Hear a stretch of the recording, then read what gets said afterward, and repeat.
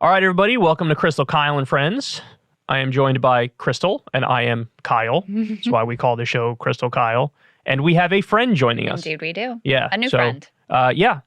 His name is RM Brown. He has a hilarious YouTube channel that's both political commentary and comedy. I've been into it a lot lately, watching a lot of his stuff. I find him hilarious. I think you'll find him hilarious as well. So pretty excited to talk to him. Yeah, definitely. He's got great timing. Like, he strikes that balance of he leans more on the comedy side. You know, like, I feel like if you're going to actually be funny, you have to kind of like put the comedy first. I feel like he does that. I totally agree with that. Yeah. Yeah. You know, and there's some people, I'm trying to think of a good example of this, but there's some people who just their very being makes me smile and laugh. Like Will Ferrell, for example, he's got that vibe. Yeah, where people he could just be walking down the street and people are like, this guy, you know, like he just gives people that reaction. I feel like RM falls in that category where he could just be sitting there and I'm like, I love this guy. This fucking guy. He's great. Yeah. He hits you with things you don't necessarily expect to. No. So I enjoy him. So anyway, definitely looking forward to that. But before we do that, there's a wee bit of a viral video that hit the Twitter world the other day that you showed me and could not stop laughing at. Indeed. So Vice News decided, I don't know if it's Vice or Vice News, doesn't really matter, same company anyway, so who cares? But I think it was Vice. But they tried to do like a humanizing, sympathetic segment about a sex offender.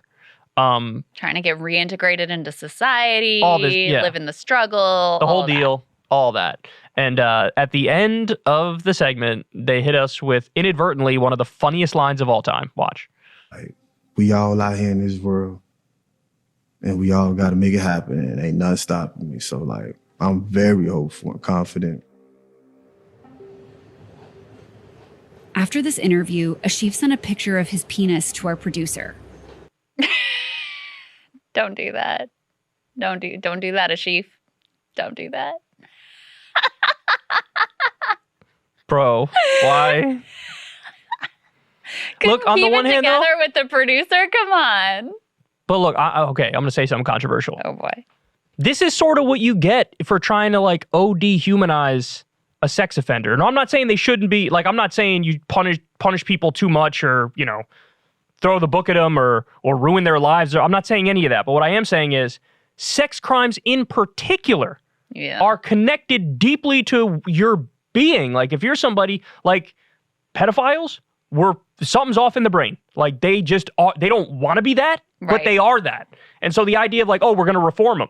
That's like saying, can you reform a straight person away from being straight? No, you can't fucking do it. It's a rough one. I mean, if you're like, you know, like me, believe in criminal justice reform, like, there are many more sympathetic populations that you could tell into the story.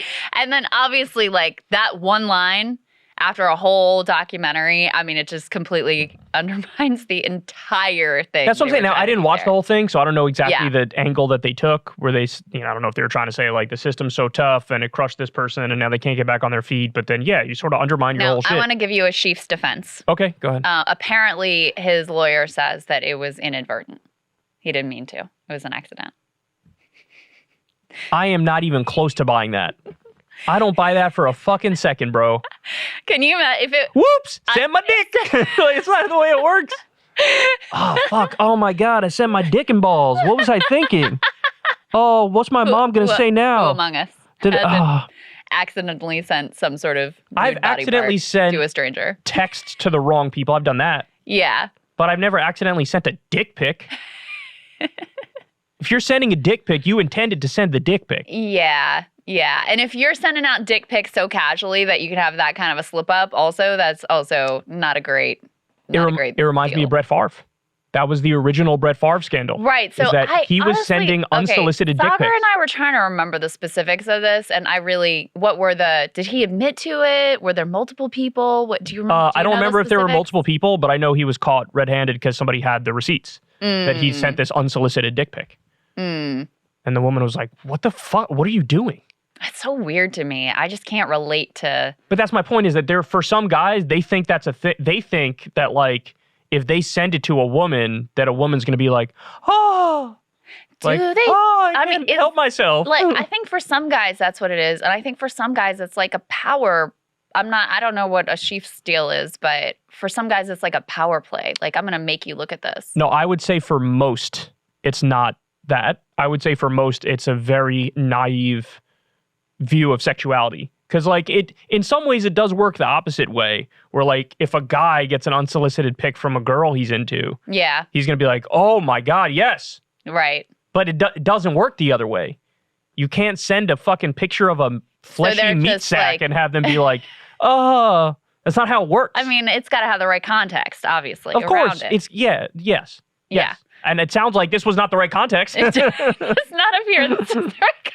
Doing like business emails, like, all right, so when's it going to be released? Oh, it'll be released on Tuesday. And then, and like, here's my dick. So, okay, but now look. I do kind of want to see the whole text chain of like what leads up to that. Okay, but now here's a question.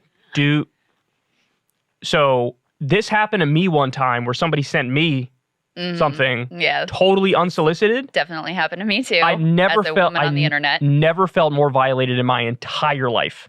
So I forget which social media app it was sent on, but it was somebody who was like a listener to the show. Yeah. This was early on in the show years, and they sent me a big ass picture of their dick and balls just chilling in my inbox.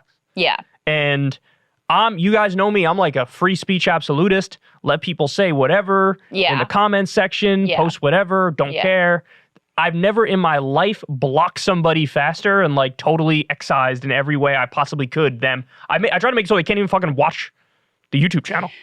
Do you think, because obviously I've had this happen to me as well, and I don't know that I had, like, I was not happy about it, but I don't know that I had as strong a reaction as you did. Do you think that's just like male, female?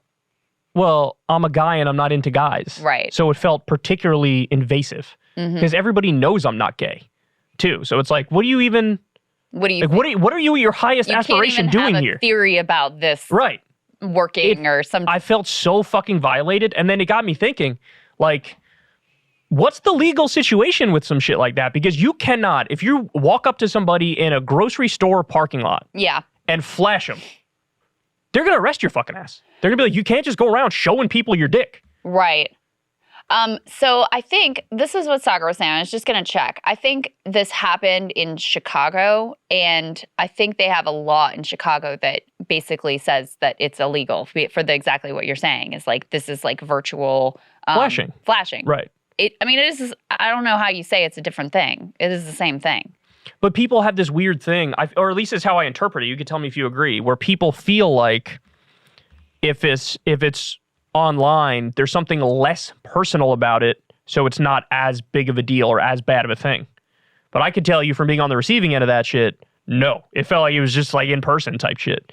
It was flat violation. I guess the argument, I don't agree with this argument, but I guess the argument you could make is if it's in person, there's almost like a sort of physical threat element to it. So I would agree with that, but it was a thing. I remember when I was a kid, there was like a thing in the 90s where it would happen, I want to say often, but it would happen enough where it'd be like a dude in a trench coat, butt-ass naked, open the trench coat for like 3 seconds and then run away in a grocery store parking lot. Right. So everybody knew that was the thing.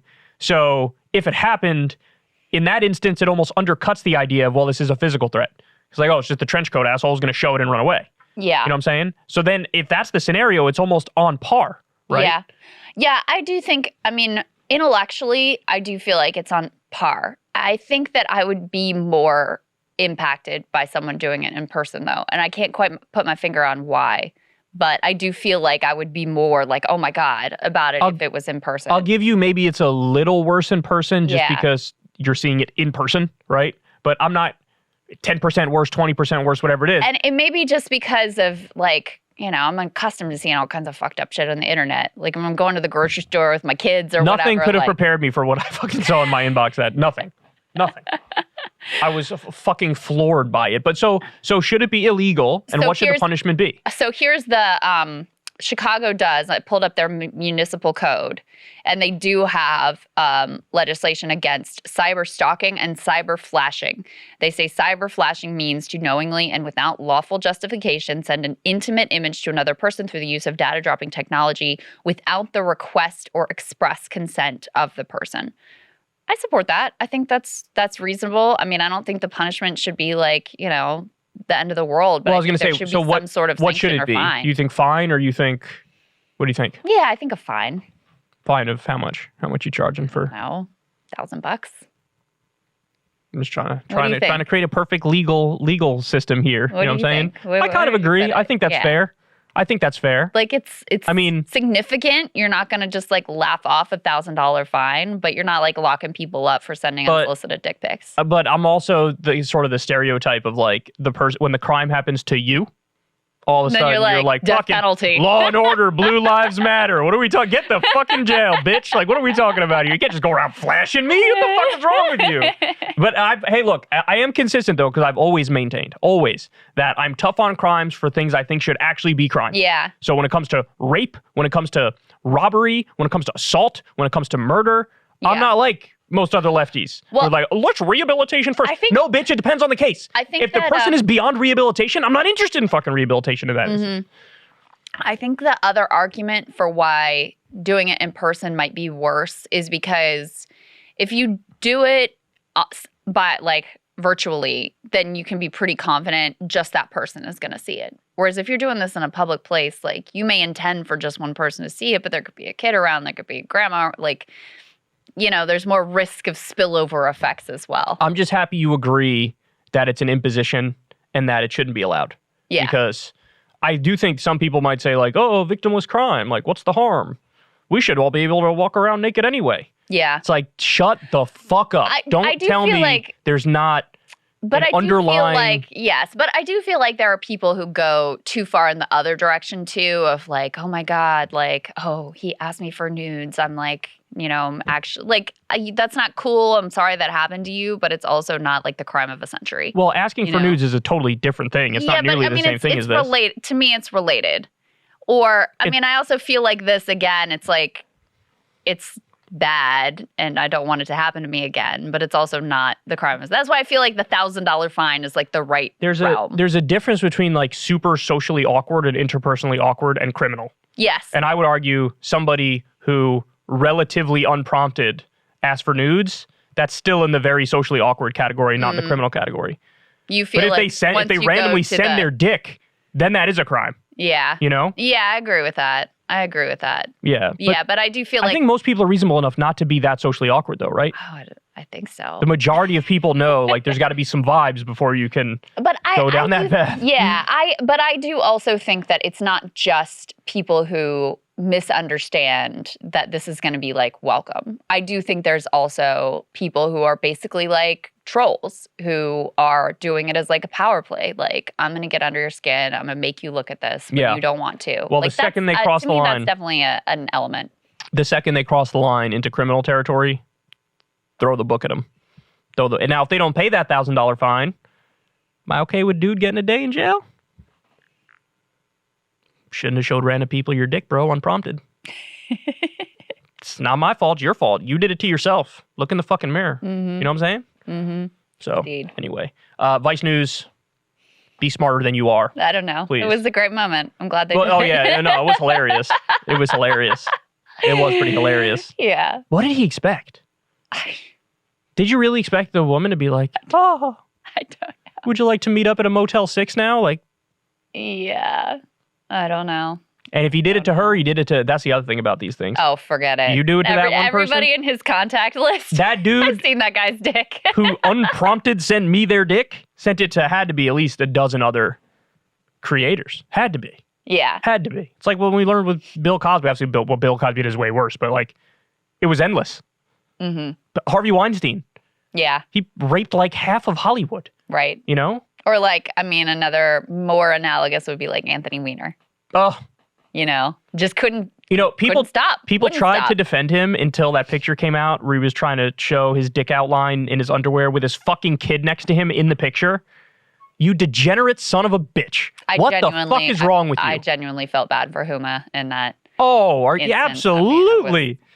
This Can you fucking imagine? cretin. Your kid and You got the kid next to you in the bed and you're trying to send a dick outline picture? Dog. If sex addiction is a thing, your ass got it. Like, it's real. Yeah. And he's got it. You know, or actually, he never even had sex with him, right? Wasn't it all like sexting? Carlos Danger was his name. Yeah, online? most of it. I think there was maybe some that I don't remember the details, but yeah, most of it was like just online. not in real life. If you want to see me and Krystal Ball interview legends like Noam Chomsky, Cornel West, and more, subscribe to Krystal, Kyle, and Friends on Substack. $5 a month gets you the video version a day early. Remember, we take 0 ad dollars for this podcast. Or you can sign up on Substack for free and get the audio version a day later. Link in the video description box below.